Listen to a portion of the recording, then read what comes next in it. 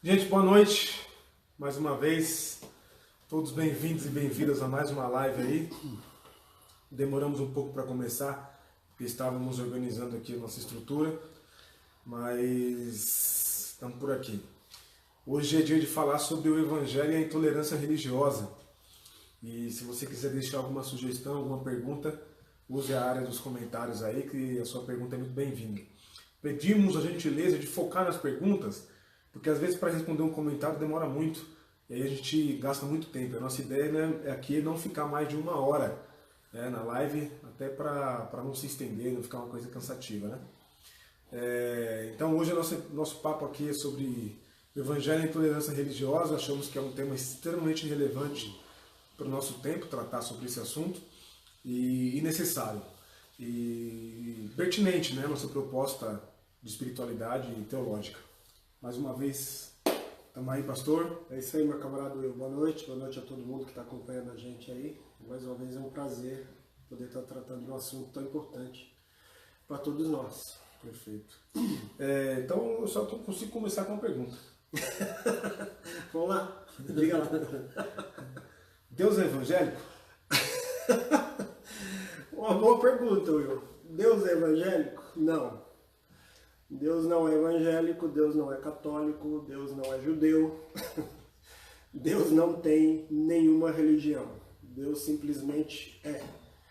E se a gente pudesse definir uma religião para Deus, eu diria que a religião de Deus é a religião do amor. Deus não é evangélico. Parece uma pergunta até estranha de ser feita.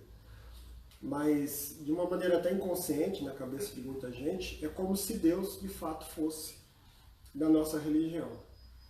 Mas, obviamente, que Deus não é de religião nenhuma. Perfeito. A gente resolveu continuar com esse assunto, gente. Nós estamos no mês da consciência negra e eu acredito que é um tema extremamente relevante para esse mês e para a ideia de consciência negra. Falando, se você não ouviu nosso vídeo aí, nossa live sobre consciência negra, nosso vídeo da semana passada, está aí na página do Facebook da comunidade. Você vai poder acompanhar e ver o que a gente tratou na semana passada, né? Obviamente não esgotamos o tema, é um tema muito amplo, né? Não dá para falar de 344 anos, mais ou menos, de escravidão em 1h20. Né? Nós temos é um assunto muito delicado, que leva anos para ser estudado, tem dissertação de mestrado, tese de doutorado sobre, então a gente não tinha pretensão de resolver esse assunto em 1h20. Né? Mas continuando a esse assunto, porque a maior vítima no Brasil, a maior vítima da intolerância religiosa, do desrespeito religioso, né, as vítimas, né, são as religiões de matrizes africanas. Sim. Né? Obviamente que a intolerância é algo que afeta a todos, porque o muçulmano também sofre com essa intolerância, né? Porque todo mundo acha que todo muçulmano é extremista, não é? E não é verdade, é a minoria. Aliás, do que nós temos aprendido na nossa convivência com os líderes religiosos muçulmanos, o próprio Corão condena, né, essa violência. Sim. Praticada pelos grupos extremistas, né? Os católicos também foram muito tempo vítimas da intolerância religiosa dos evangélicos, né? Os evangélicos também, em relação aos católicos. E os evangélicos também em relação aos católicos. Os protestantes, antes dos evangélicos, não podiam casar, não podiam ser enterrados em qualquer cemitério, né? Tinha só o cemitério dos ingleses para ser enterrados. Sim. Né? Porque na época do Império o Estado tinha uma religião oficial, então tudo que era do Estado envolvia a religião oficial do Estado, que era o catolicismo romano. Né? O Espiritismo também sofre com intolerância religiosa, e os evangélicos, e nós, como de tradição evangélica, também sofremos, porque todo mundo entende que todo evangélico é fundamentalista, é radical, é extremista, é intolerante, é desrespeitoso, é preconceituoso, é homofóbico. Né? E não é verdade, não é verdade, né?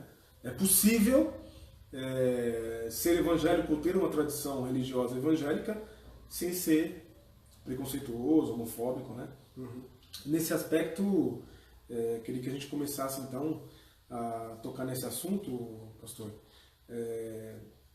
pensando a intolerância que os preconceito, né, a perseguição que as religiões de matrizes africanas sofrem no Brasil, considerando que nós estamos num país onde a maioria absoluta é de negro ou pessoas que se declaram negras ou descendentes de negros, não é? Sim. E o último país a abolir a escravidão, o país o segundo maior país com a população negra no mundo, depois agora não me lembro o primeiro país, da Nigéria, né? Depois da Nigéria. Então, como é que a gente pode não só explicar, mas resolver ou resistir a essa intolerância que as religiões de matriz africana sofrem no Brasil, que não deixa de ser também uma forma de racismo, né? Que tem um aspecto bem de racismo mesmo. Uhum. Verdade. Quando a gente fala de intolerância religiosa, no nosso contexto, ele está diretamente ligado também a um racismo religioso. Tudo aquilo que é de origem negra, ou tudo aquilo que é da cultura negra, costuma ser demonizado aqui no nosso contexto. Então está diretamente ligado também ao preconceito, né? Que é achar que a gente sabe ou que a gente conhece uma determinada coisa, quando na verdade a gente não sabe e não conhece de maneira profunda. Então, infelizmente, é uma grande realidade. Falar em intolerância religiosa, que é extrema falta de respeito, de consideração por uma religião que é diferente da minha, hábitos diferentes ao meu, isso não só é considerado, aliás, é considerado crime, né? Aqui no Brasil, pelo menos, porque fere a liberdade, a dignidade humana e impede a liberdade de culto de uma pessoa, né? A liberdade de expressão, isso está na Constituição, está na Declaração dos Direitos Humanos, né? Universal dos Direitos Humanos. E a intolerância religiosa, a gente pode começar dizendo que ela tem pelo menos duas fontes. A primeira é a ignorância, o desconhecimento, que está atrelada a uma outra questão que vem antes, que além de ser também uma outra causa, que é o medo. Geralmente a gente tem medo daquilo que a gente desconhece, ou daquilo que a gente conhece parcialmente, que aí é o caso do preconceito. A gente acha, hoje em dia, infelizmente, a gente vive uma época onde parece que as pessoas são especialistas em tudo, né? Ou se acham especialistas em tudo. Então, na verdade, Humberto Eco diz que esses especialistas em tudo sempre existiram. A internet é que deu voz a eles, né? Exato. Só que ele não chama de especialista. Não. Chama de outro objetivo. Mas, enfim. Então, uma das primeiras causas da intolerância religiosa é o desconhecimento, a ignorância. Isso gera um medo que costuma gerar atitudes violentas, não é? Agora, a gente precisa falar de uma outra razão, que é muito forte também no nosso contexto, que é a crença exclusiva na sua própria forma de pensar. E achar que aquilo que é diferente do que eu penso não tem validade nenhuma e que eu nem preciso conhecer aquilo que o outro pensa. Isso a gente chama de fundamentalismo religioso, ou você pode chamar também de fanatismo religioso. O fundamentalismo religioso, ele é um fenômeno que aparece em todas as religiões, em todas elas. Mas eu vou abordar principalmente o fanatismo, ou o extremismo, ou o fundamentalismo religioso dentro da religião de matriz protestante e também católica, porque a fé cristã é disparado a maior expressão da fé do brasileiro, em números, não é? Numericamente falando, é a maior religião que existe no país. Embora o Brasil, em tese, seja um Estado laico, e a gente já conversou recentemente sobre isso aqui, ou seja, o Estado se mantém imparcial com relação às diferentes religiões que se manifestam dentro do território nacional, com o objetivo de assegurar a governabilidade sem influência nenhuma, por nenhuma parte de nenhuma crença. No entanto, isso não impede que inúmeros casos de intolerância religiosa aconteçam dentro do nosso território nacional. E como eu disse, tais casos estão, infelizmente, diretamente ligados a essa questão do racismo, principalmente, e ao preconceito. Visto que a maioria dos casos, como você bem citou, tem como alvo as religiões de matriz africana. Os protestantes já foram muito perseguidos durante o século passado, né? O século XIX, começo do século XX. Os católicos foram muito perseguidos também pelos evangélicos, os espíritas foram perseguidos por católicos e evangélicos, judeus foram perseguidos por católicos, mas hoje a grande maioria das pessoas que são perseguidas por conta da sua religião são as pessoas que seguem uma religião de matriz africana. Existe um fenômeno aí que a gente precisa tentar identificar. Eu levantei alguns dados. Em 2017, 71 denúncias foram feitas no Disque 100, que é o Disque 100, é aquele departamento do Ministério dos Direitos Humanos, né? Certo. Que recebe denúncias de intolerâncias e preconceitos não só com relação à religião, mas com relação à cor, a sexo, sexualidade, etc. Etnia, né? E 71 denúncias foram a título de denúncias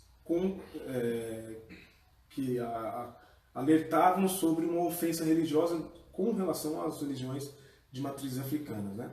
Em 2018, de janeiro a junho, já foram 66 denúncias. De janeiro a junho. Certo. Ou seja, em 6 meses, nós quase temos a totalidade das denúncias do ano passado. Isso sem contar o que não é denunciado, o que não é registrado, né? Por que gera tanta comoção um bispo de uma igreja neopentecostal chutar uma santa, um item, um símbolo religioso católico apostólico romano, como gerou tanta comoção, né? Como falando naquele fatídico dia em que um bispo de uma igreja neopentecostal chutou ao vivo, né, em rede nacional. Foi em 1995. Uma imagem católica apostólica romana, né? Que por sinal negra também, né? E esse monte de registros de ambientes, espaços de culto afro no Brasil, essa agressão a esses espaços de culto, essa agressão à fé e à espiritualidade que tem raízes na África, né? Ela não gera tanta repercussão, tanta revolta. Bom, primeiro eu só queria abordar um dado positivo desses números aí, né? Só explicando que, primeiro, não houve um crescimento dos casos de intolerância religiosa no Brasil. Não é que hoje a gente tem mais casos de intolerância. Sim. O que tem acontecido é que cresceu o número de denúncias. Né? Isso. Cresceu também a rejeição a esse tipo de crime. Então isso é positivo. Por que antes a gente não tinha tantos números? Porque as pessoas não denunciavam e nem todo mundo se importava tanto assim. Agora, o que você falou é grande verdade, né? O caso que aconteceu em 1995, que o bispo chutou a imagem da Nossa Senhora Aparecida, primeiro, teve uma repercussão nacional, penso eu, primeiro porque foi em rede nacional, né? Foi num programa em rede nacional. Mas, obviamente, que o principal motivo é porque se trata de uma religião com grande expressividade no Brasil, a religião católica. Por que atitudes igualmente desrespeitosas e em outros casos mais graves, até com muito maior violência, em relação às pessoas de religião de matriz africana, não causam a mesma comoção? Por uma questão simples e clara, por conta do nosso racismo religioso, institucionalizado e também religioso.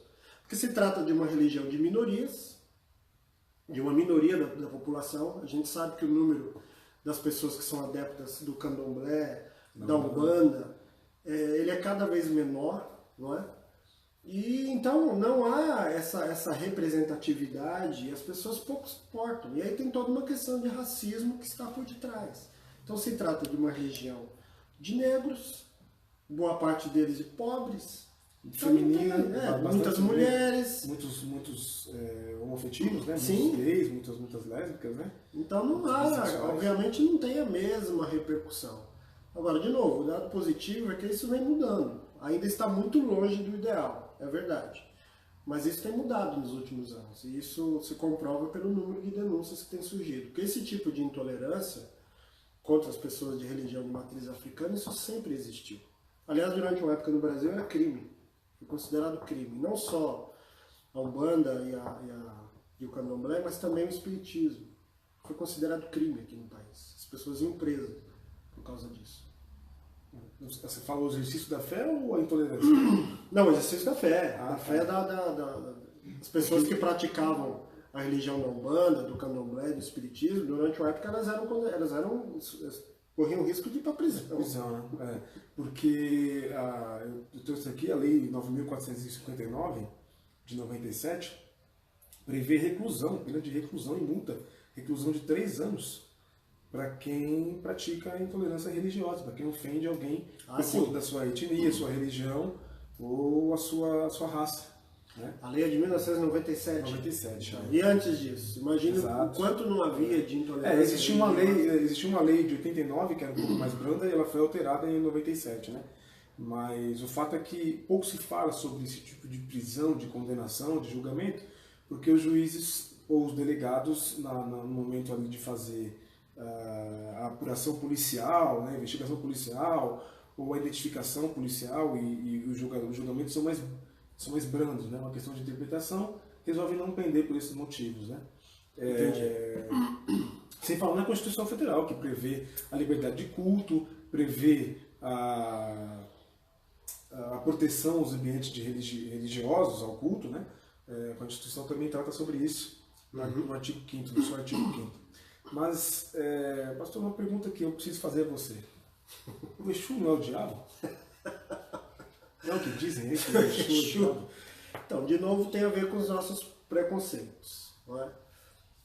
Obviamente que eu não sou especialista em religião de matriz africana, mas dentro do pouco que eu conheço, o Exu é mais uma das entidades que fazem parte do universo mitológico das religiões de matriz africana. Convencionou-se associar a imagem do Exu com a figura cristã, vamos dizer assim, do diabo. Não é?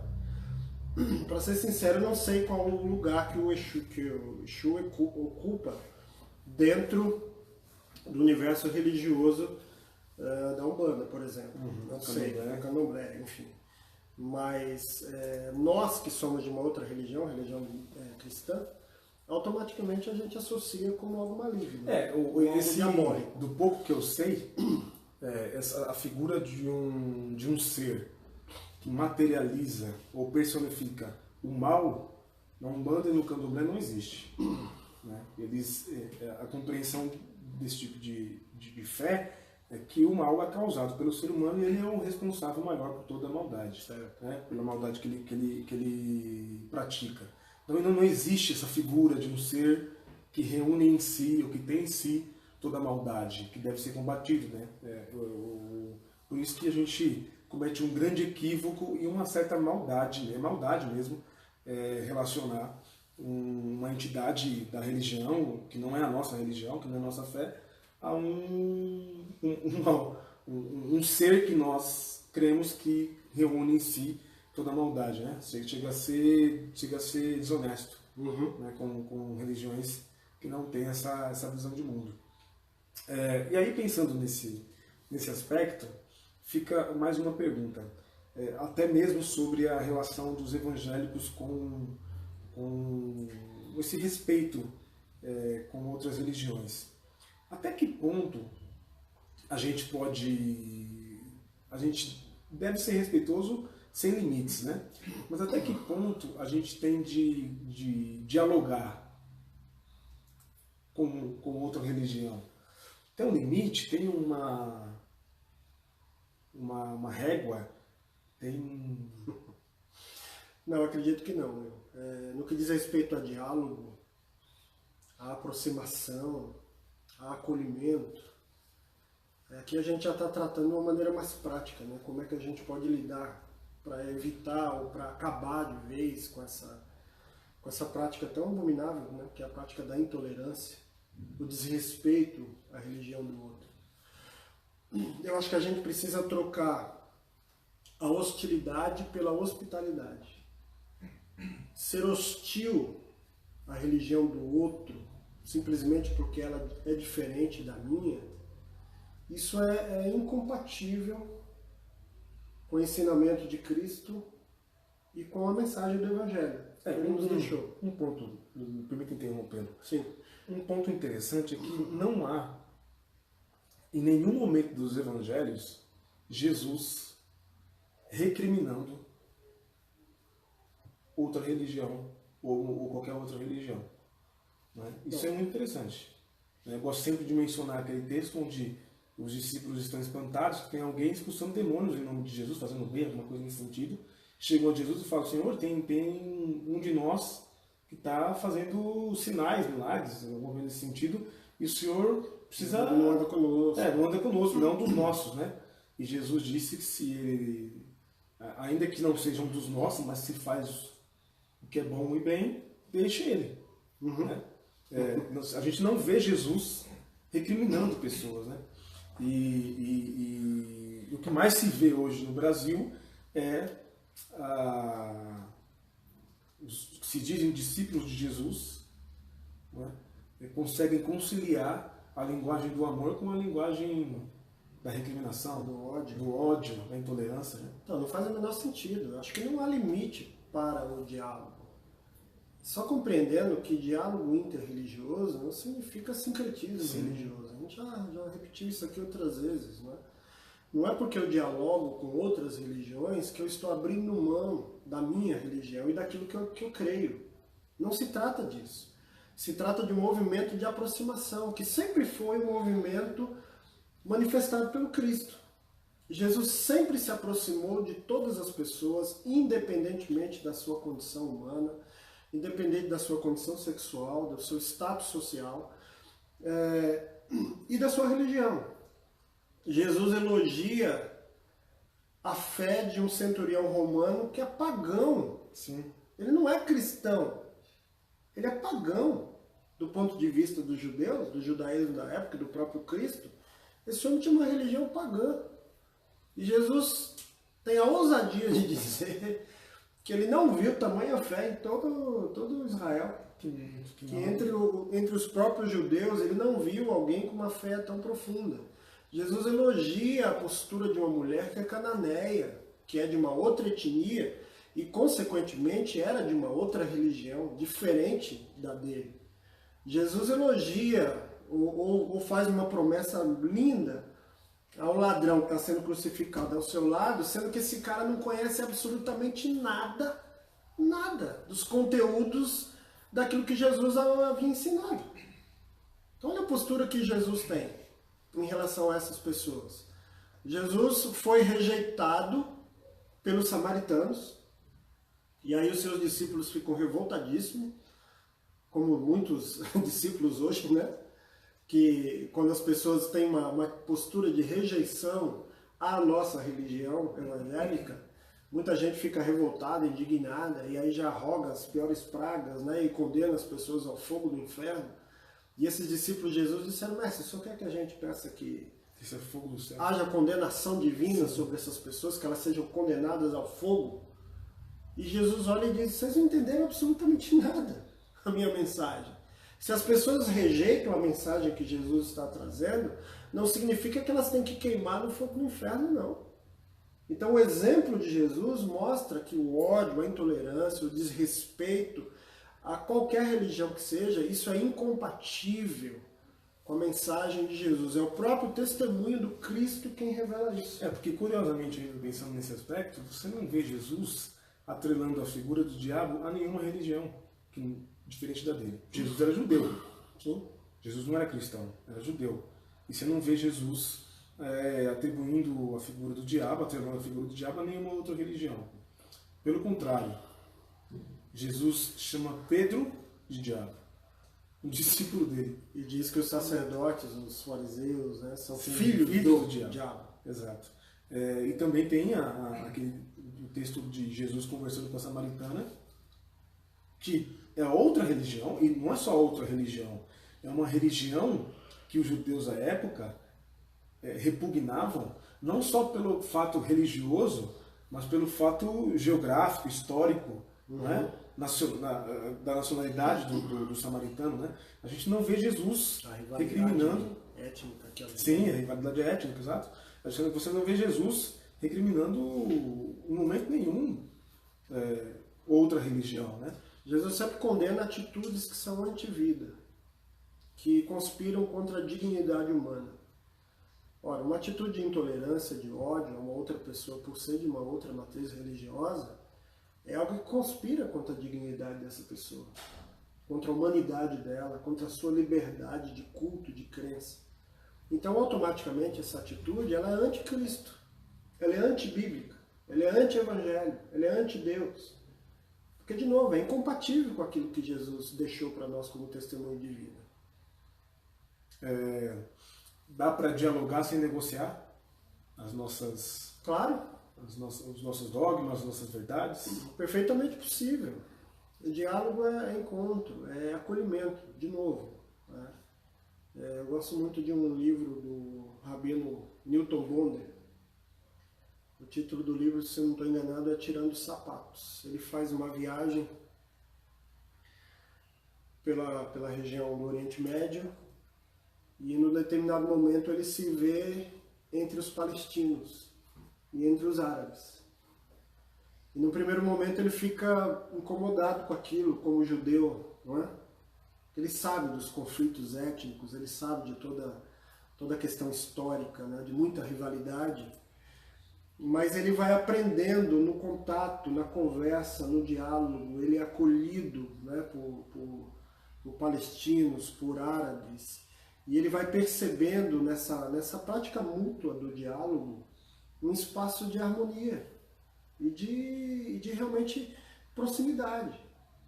Então ele diz, é necessário a gente tirar os nossos sapatos e às vezes calçar os sapatos do outro, para que a gente perceba exatamente que tipo de solo a gente está pisando. Porque de fato todos nós pisamos no mesmo solo sagrado, que é o espaço da religião.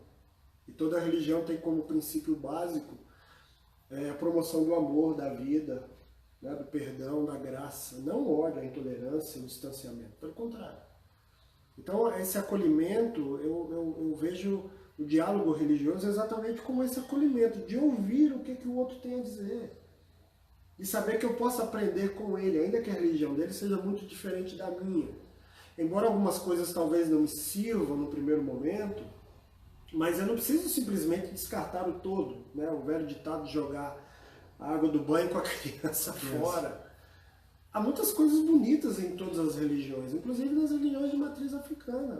Aliás, não diria inclusive, diria sobretudo. Exato. Sobretudo. Muita coisa linda que a gente precisa aprender e conhecer. Hoje eu estava, por sinal, vendo um vídeo de um pai de santo na internet que ele destaca, né, algumas posturas de alguns evangélicos. Ele diz, olha, os verdadeiros evangélicos que têm essa postura de amor, de compreensão, isso é digno de elogio. E ele faz uma crítica à sua própria religião, dizendo, olha, nós que somos da Umbanda, que somos do Candomblé, a gente precisa levar isso também na nossa prática, de nos aproximarmos mais das pessoas, de ensinarmos as pessoas qual o verdadeiro significado da nossa religião, e não termos preocupações tão materialistas. E eu fiquei com a impressão que eu estava ouvindo um pastor, né, falando sobre o problema da teologia da prosperidade. Eu achei que era só do nosso universo, mas me parece que não. Acho que é um problema de todas as religiões. Porque o capitalismo, ele avassala... E é a maior de todas as religiões. E a que deu mais certo ao longo da história humana. Exato, capitalismo. Um outro apontamento a se fazer, pastor, é que a gente precisa fazer do diálogo interreligioso não somente uma prática aleatória, vez por outra, mas trazer o diálogo interreligioso para a nossa espiritualidade, fazer parte daquilo que a gente acredita, né? Porque nós acreditamos como símbolos da nossa fé, como a Santa Ceia, como o batismo, como o culto, como a música, como a pregação do Evangelho, fazer do diálogo interreligioso parte da nossa espiritualidade. E ao sonegar o diálogo, é sonegar a fé. Sim. Também nesse aspecto, né? Verdade.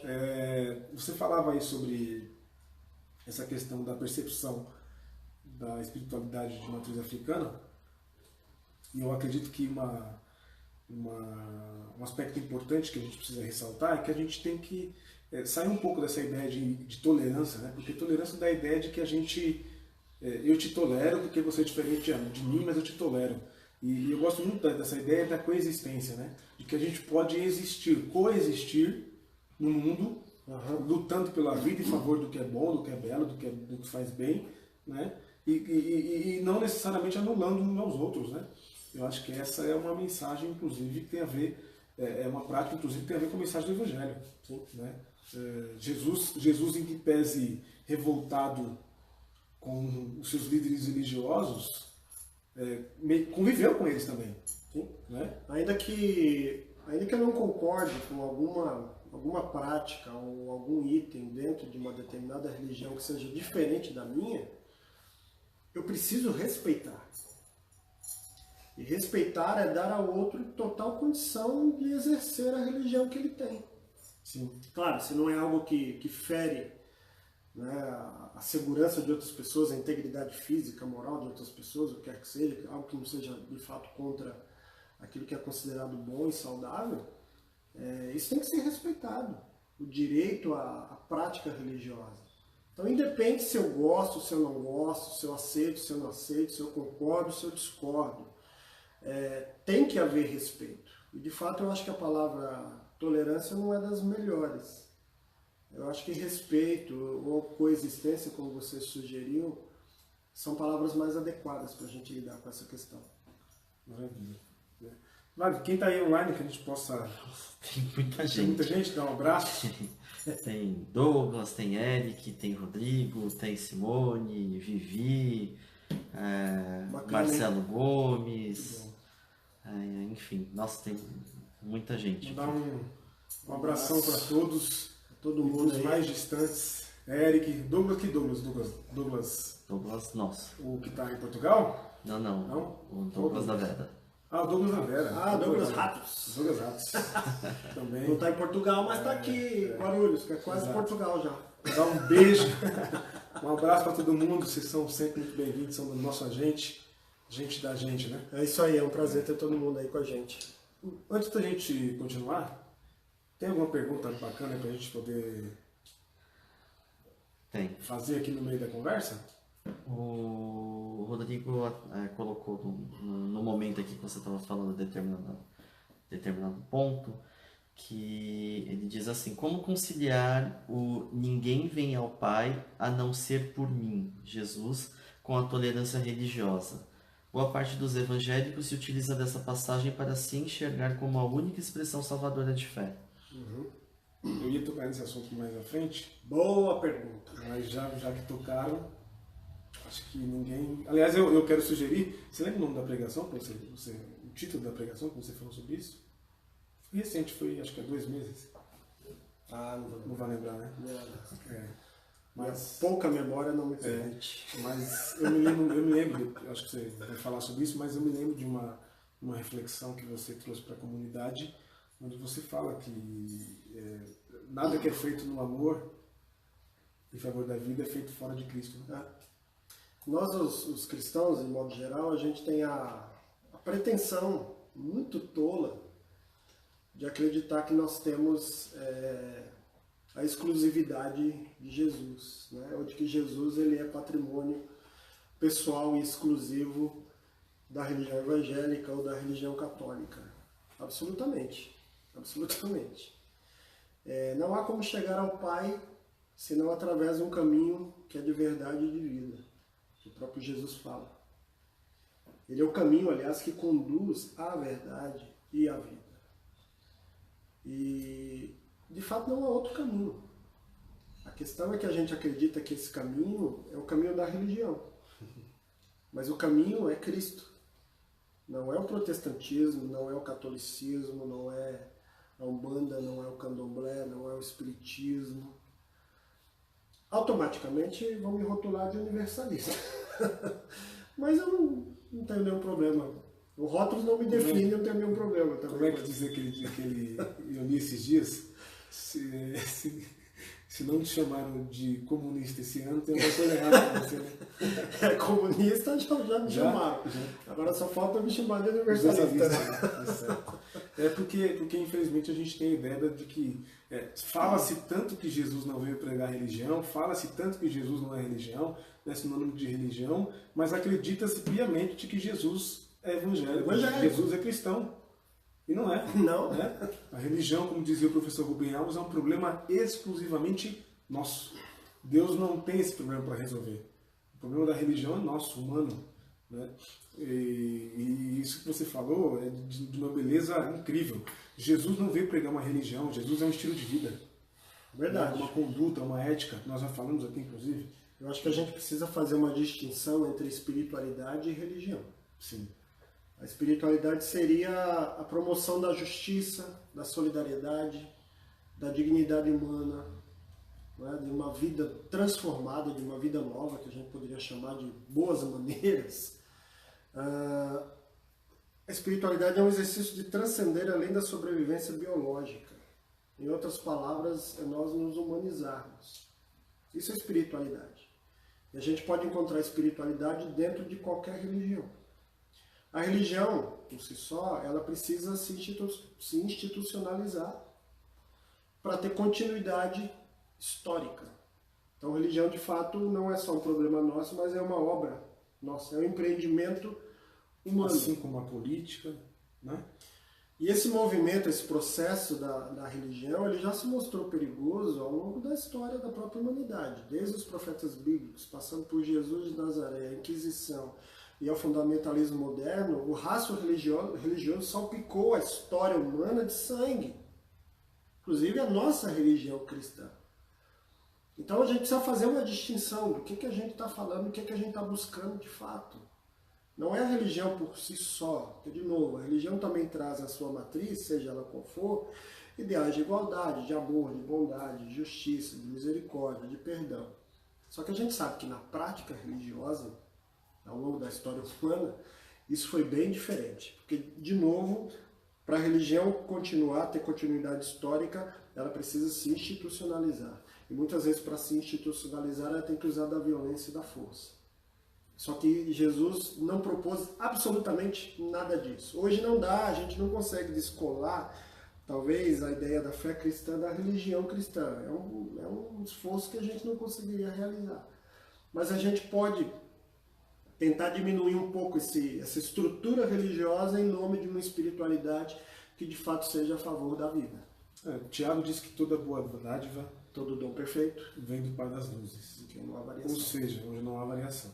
Ou seja, tudo que é bom, e Paulo também diz, de Deus. Tudo que é louvável, tudo que é de boa fama, tudo que é de boa perfeito, fama, tudo que é perfeito, agradável. Deus que ocupe a vossa mente, exato, nosso coração. Então não tem como dizer que alguém que pese tenha outros símbolos que não os meus, mas que pratica o que é bom, o que é belo, que gera vida, promove a vida, esteja servindo ao diabo.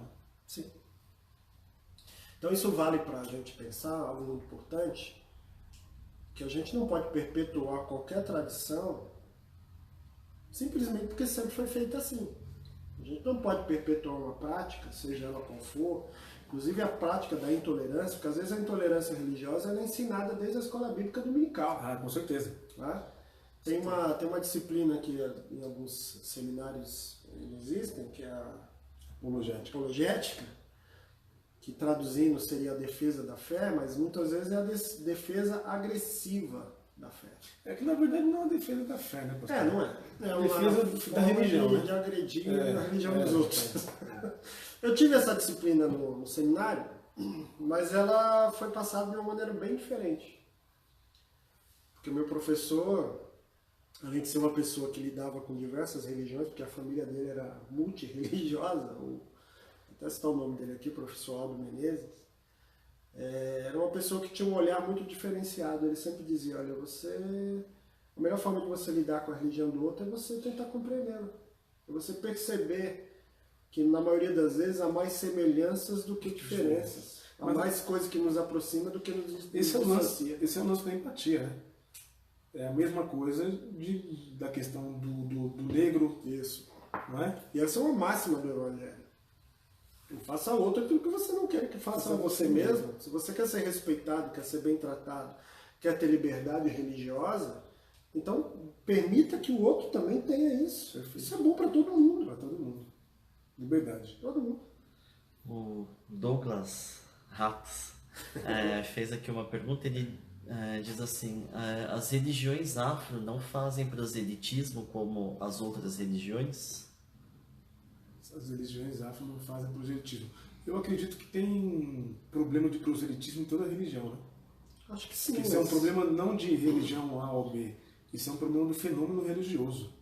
O fenômeno religioso, para se sustentar, ele é proselitista, né? Ele tem aspectos proselitistas. E essa, inclusive, é a nossa luta enquanto comunidade que prega o evangelho da maneira de liberdade. Sim. É um dos grandes fenômenos que nós experimentamos no nosso chão de fé e na nossa comunidade, é essa circulação de pessoas, né? Porque a gente não está preocupado em fazer prosélito, ou seja, de fazer gente debaixo de uma certa ameaça, de um certo medo, adeptos da nossa cartilha. Né? Uhum. Esse é um problema da religião mesmo. E quem vai contra vai sofrer, como nós sofremos. Sim. Né? Como nós sofremos. Eu acho que no caso das religiões de matriz africana, por ser uma religião de minorias, o alcance ele é automaticamente menor. Eu acho que tem a ver também com a própria estrutura da religião de matriz africana, né? Por exemplo, eu nunca vi ninguém do Candomblé saindo de porta em porta. Fazendo evangelismo Como, do Candomblé. por exemplo, Testemunhas de Jeová fazem. Então, tem a ver com a própria estrutura da própria religião. Deve, como o Will disse, deve haver alguma forma de proselitismo, mas não da maneira como a gente está acostumada dentro do cristianismo. Certamente não. Porque o nosso proselitismo ele tem características de colonização. Né?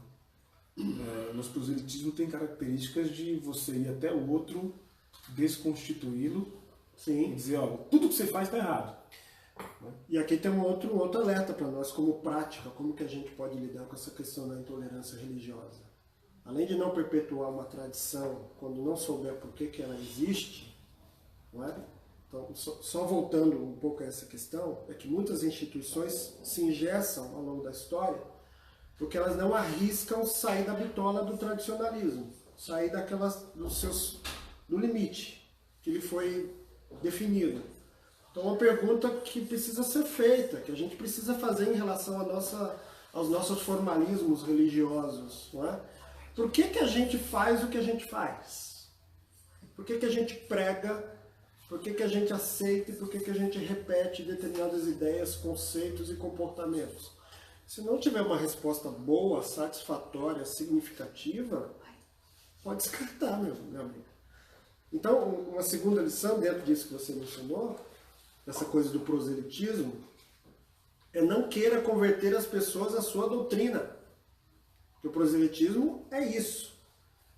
Não é converter as pessoas a um caminho de vida e de amor. Isso é fazer discípulo de todas as nações, que Jesus disse. O problema é quando eu quero tornar a pessoa uma adepta da minha doutrina e, consequentemente, da minha igreja. Nem nós não concordamos em diversos aspectos da nossa fé.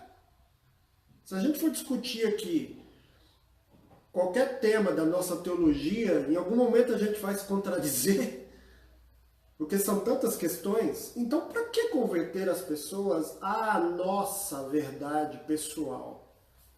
Para quê? Além de impossível, nem seria saudável, nem seria bom tentar homogeneizar o pensamento da nossa comunidade. A gente não deseja isso. Então a gente precisa querer, na verdade, converter as pessoas a uma qualidade de vida com um patamar mais elevado. O rigor conceitual ele tem que ser posto de lado. Isso é de menor importância. A gente precisa se preocupar que as pessoas sejam forjadas à imagem de Cristo. E são pessoas que amam, são pessoas que são afetuosas, são pessoas que perdoam, são pessoas que lutam pela justiça, são pessoas que condenam aquilo que é antivida, aquilo que é anticristo, aquilo que rouba a dignidade e o valor do ser humano. É isso que a gente precisa se preocupar, não se a pessoa vai frequentar a minha igreja, se ela vai rezar segundo a minha cartilha, se ela vai aceitar os meus dogmas, se ela vai pensar exatamente como eu penso, se ela vai aceitar a minha forma de culto. Isso é de menos, isso é de menos. Eu gosto muito de uma figura que o pastor Caio Fábio certa vez usou, em que ele diz que o caminho é estreito, porque se você for para um dos lados, você cai em extremismos. Boa. Por isso que o caminho é estreito. Nunca tinha visto essa. Porque você anda aqui na estreiteza do caminho, né? E assim você evita extremismos, e extremismos que levam à desumanização, a tirar do ser humano aquilo que há de mais belo nele, que é a sua humanidade. Beleza. Parece que tem bastante pergunta aí. Manda aí. A Ellen está comentando aqui, céu e inferno. Como podemos ressignificar o objetivo da igreja com relação a esse objetivo, entre aspas, levando em consideração o acolhimento das religiões no geral? Não sei se eu entendi a pergunta. Eu também não sei, mas o que eu posso dizer é que o conceito de céu e inferno muda em toda religião. Né? Muda. Toda religião, isso é um fenômeno. Toda religião tem um conceito de céu e inferno. E isso pode nos dizer, e se nós queremos preservar o diálogo, deve nos dizer que esse conceito é um conceito. Para nós é uma esperança, né? Para nós é uma expectativa, mas não deixa de ser um conceito. Até onde me consta, ninguém voltou do céu para narrar como é que é lá, a não ser gente que tomou 55 facadas, 36 tiros na cabeça, voltou para contar como foi ao inferno. Eu não sei como é que crente toma tiro, vai para o inferno, vai para o céu, não sei como é que... Eu diria, nessa questão aí, eu diria o que Teresa de Ávila disse certa vez, né? Dizendo, Senhor, eu gostaria que as pessoas te amassem, não com desejo de ir para o céu e nem com medo de ir para o inferno. Eu acho que servir a Deus pensando numa coisa ou noutra, no mínimo interesseiro. Eu querer escapar do inferno, eu querer ir para o céu, acredito que não sejam as melhores razões para servir a um Deus de amor. Particularmente não é uma coisa que me preocupa, nem uma coisa nem outra, nem céu nem inferno. Eu acho que a principal preocupação e objetivo de um cristão é de que maneira a gente vai conduzir a nossa vida aqui. Se de fato a gente tem assimilado na nossa própria vida os ensinos de Cristo. Eu acho que isso que é o mais importante. E uma coisa bonita em cima do que você falou, o bispo Robson Cavalcante, saudoso bispo Robson Cavalcante, certa vez disse que se há algo para além daqui, só pode ser a continuidade do que há aqui. Então, do que a gente vive, do que a gente vive, do que a gente faz é, aqui. do que a gente faz. Essa ideia de céu, de inferno, é desdobramento do que a gente faz aqui na Terra. Diga lá, velho. Só um minutinho que tem comentários aqui. Tem gente lá de Ohio que está acompanhando a gente. Bacana, hein? De longe. Bem-vindos, amigos. O Ohio aqui atrás.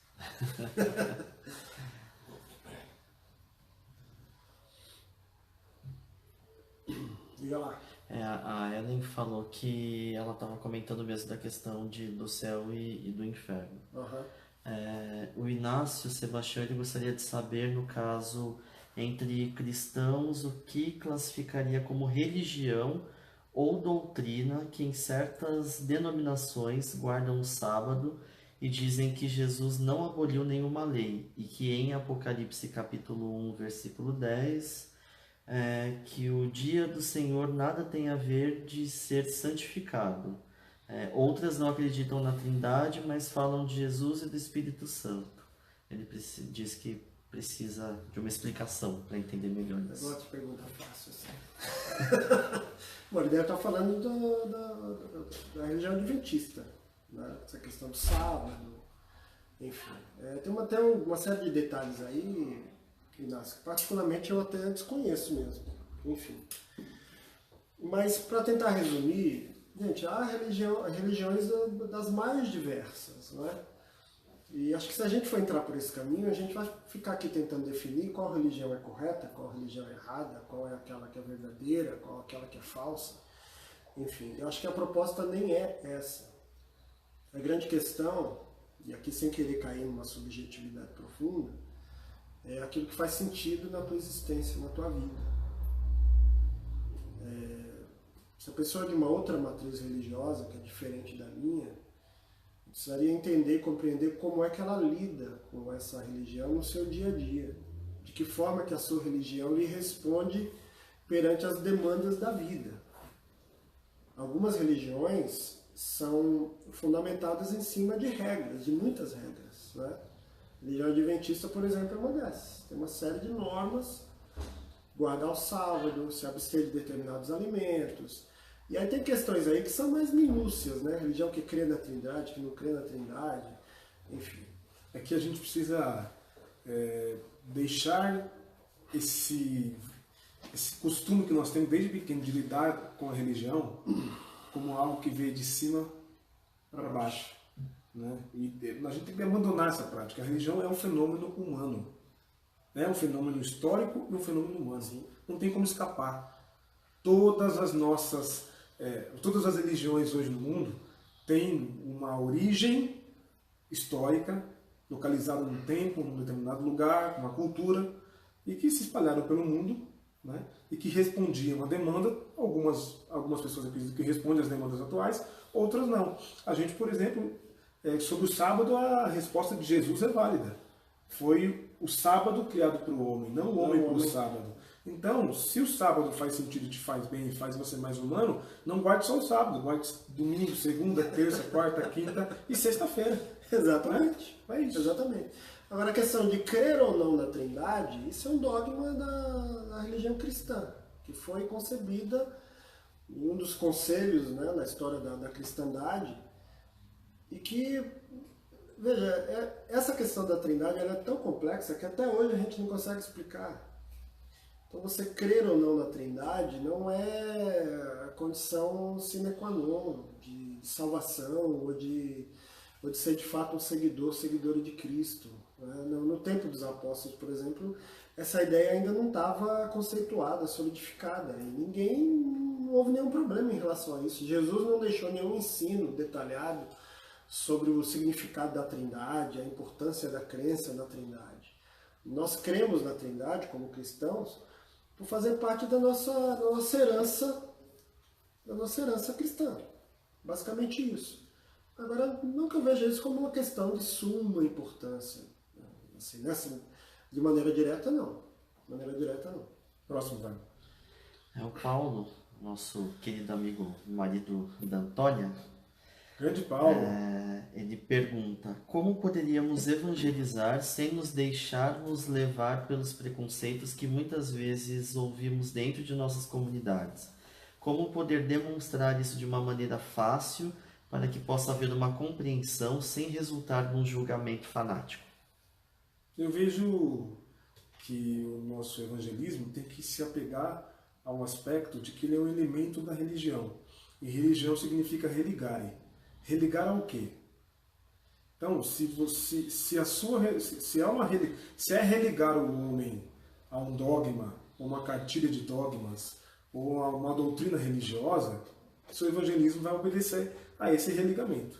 Se é religar o homem à vida, a Deus, a humanidade a Deus, a vida, o seu evangelismo vai obedecer essa orientação. A gente crê em evangelismo como reconectar o homem a si, ao outro e a Deus.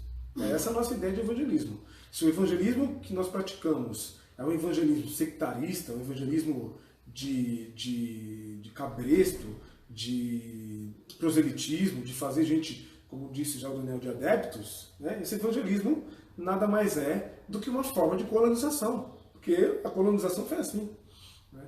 Agora, se o evangelismo tem a ver com devolver o homem a sua dignidade, devolver o homem a sua família, devolver o homem a sua ideia de mundo, sociedade, devolver ao homem a sua ideia de participante do mundo, de ser no mundo, né, de ser indivíduo no mundo, se esse evangelismo alcança esses elementos, eu não consigo crer que seja um evangelismo que não um evangelismo a partir do Evangelho de Jesus. Uhum. Independentemente se é da religião católica, se é da religião protestante, se é da religião da Umbanda, do Candomblé, se liga o homem a si, a Deus e ao outro, Não vejo problema, né?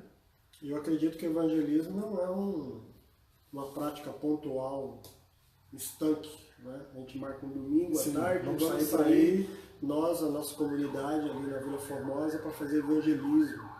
O evangelismo se dá na vida. O evangelismo acontece no dia a dia. O evangelismo acontece na maneira como eu me relaciono com as pessoas. É aquela máxima, né? De pregar, inclusive, se necessário, através de palavras, mas sobretudo através da minha vida, do meu comportamento ético. Enfim, acho que o evangelismo é isso. E aí, a partir dessa prática de amorosa, gentil, educada, respeitosa, a gente consegue superar essas barreiras religiosas. Laércio Não se engane, ninguém presta atenção no que você fala, antes de prestar atenção no que você é e do que você faz. O Laércio Batista, ele diz que ele estudou alguns anos em escola católica e teve aulas de religião, enfim, que foi histórica cristã. O ensino da história das religiões nas escolas poderia combater a intolerância? Particularmente eu duvido. Veja, se a gente estiver falando de escolas confessionais, escolas católicas, escolas batistas, metodistas, uma escola que seja mantida por uma entidade espírita, escolas confessionais, obviamente, elas vão seguir uma linha, uma determinada religião. A religião que ela confessa. Se você, como pai, matricula um filho, um sobrinho, um neto, numa escola confessional, saiba você que essa pessoa, seu filho, seu sobrinho, quem quer que seja, vai receber ensinamentos dentro daquela confissão de fé. Agora, se a gente estiver falando de escola pública, e pensando de novo como Estado laico, particularmente, na minha forma de entender, eu acho que não deveria ter nenhuma forma de ensino religioso. Porque, primeiro, a gente não vai atender todo o escopo de todas as religiões. Então, essa escola que é mantida pelo Estado laico vai acabar virando, esse ensino religioso vai acabar virando um ensino confessional, porque a gente tem uma matriz religiosa no Brasil que é predominante, que é a religião cristã, seja de matriz católica ou protestante. Se for ensinada a religião cristã nas escolas, automaticamente vai ser um ensino confessional. A gente não vai abordar as religiões das minorias, por exemplo. Eu tenho certeza que a gente não vai atender a todas. Então, já que não vamos atender a todas, é melhor que a gente não ensine nenhuma, então. Eu sou contra ensino religioso em escola pública. Mas escola confessional não há como fugir disso. Ou como diz eu li certa vez, eu só sou a favor do ensino religioso nas escolas se for ensinado por um ateu. Boa. Que também Porque ele vai ensinar e não vai privilegiar nenhuma religião.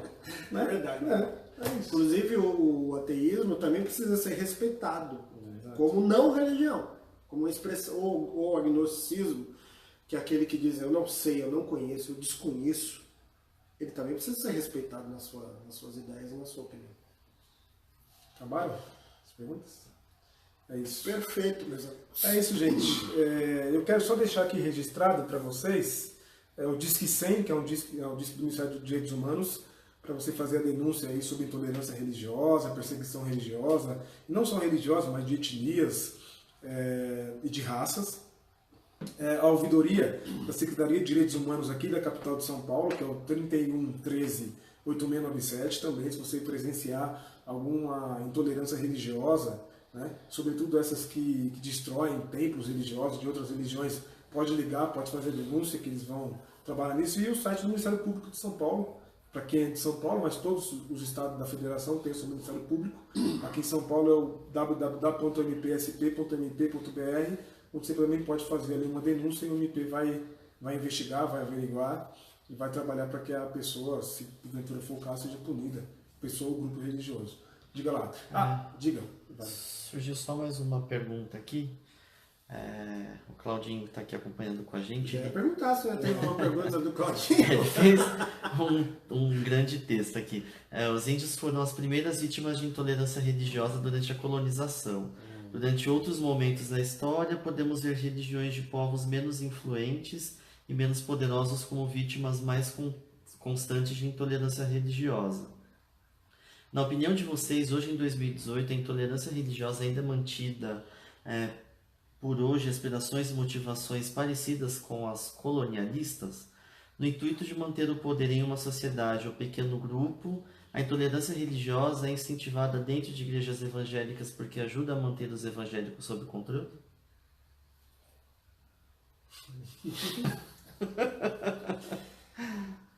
Eu diria que tudo isso e até um pouco mais.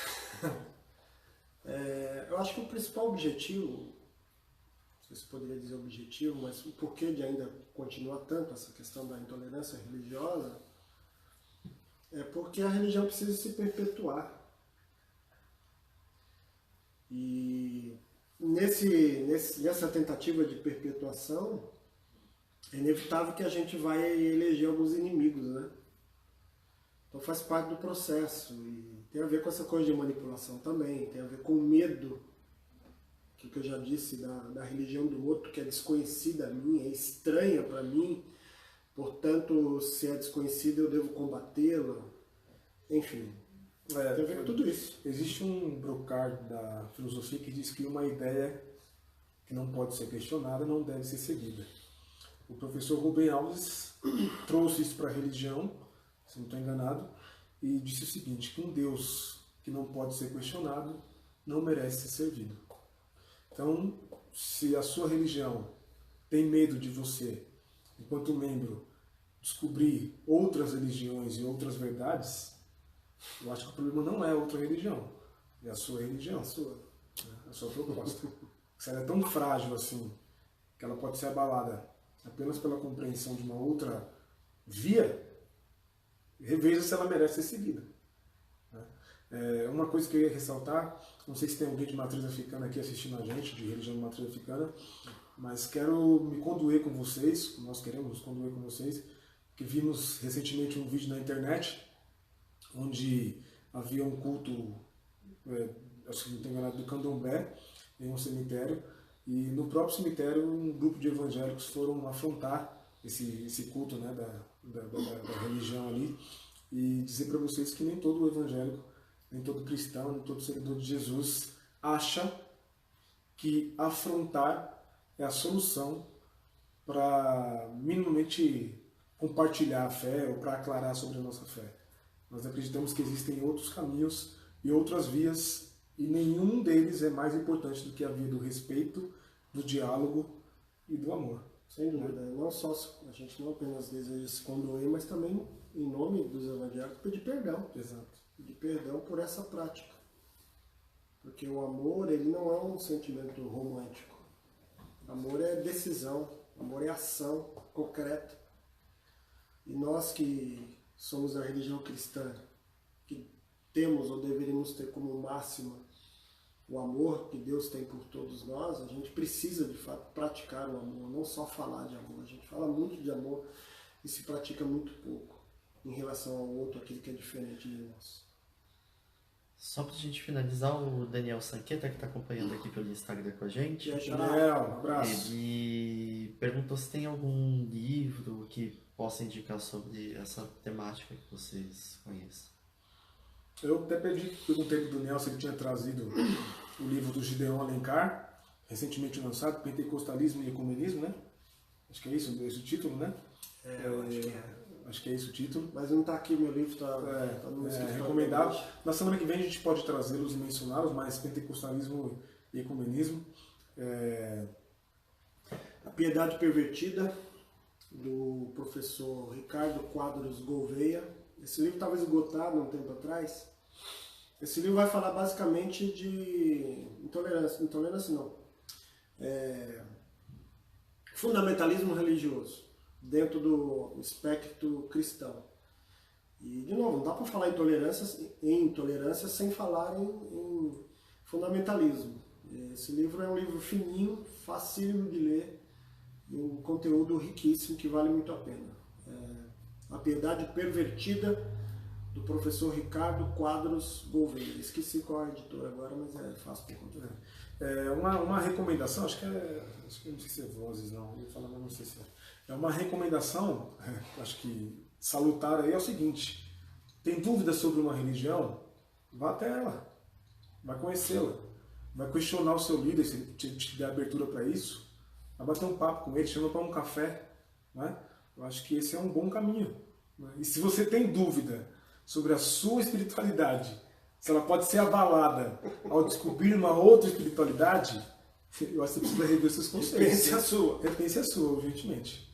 Uma outra dica de leitura, parece até redundante, mas nós, cristãos, a gente precisa reler os evangelhos. A gente precisa voltar aos ensinamentos de Jesus. Reler não, e ler o texto não com aquele olhar dogmático que talvez a gente aprendeu na escola bíblica, na nossa igreja e tudo mais. Fazer uma leitura mais profunda. E ler os evangelhos vai ser de grande proveito para todos nós. É isso, gente boa. Muito obrigado a vocês que nos acompanham até agora. São sempre muito bem-vindos entre nós. A live vai continuar gravada aí na página da igreja. Você pode compartilhar, pode marcar, pode assistir, outras quando pessoas. quiser. Só dizer aqui que tiveram alguns comentários que não deu pra gente ler por conta do Sim, tempo, sim, mas sim. que vocês Depois lerão ao final. a gente e respondam. responde os comentários, né? Replica lá. Às vezes nem precisa responder também, só curtir. Essa é uma ferramenta que o Facebook permite a gente, né? Não dá por conta do tempo, mas dizer novamente que domingo agora às 10 horas, na Comunidade Cristã na Zona Leste, Rua Asfaltite, número 96, aqui na Vila Formosa. Isso. Muito próximo do Shopping Nara Franco. Essa celebração comunitária, domingo passado foi muito bonito, muito bom que a gente viveu. E a gente tem vivido assim, compartilhando a vida sem verdades absolutas acima da maior verdade que nós acreditamos que é que Deus é amor. Nada mais nos importa além disso, né? Nada mais importante acima disso. Então você é muito bem-vindo, muito bem-vinda a celebrar, a participar conosco, a fazer festa. Certo, pastor? Certíssimo. Até mais, fica com Deus, um abraço. Obrigado, gente. Cada Boa um que noite. acompanhou aí, um abraço para todo mundo. Tchau, tchau.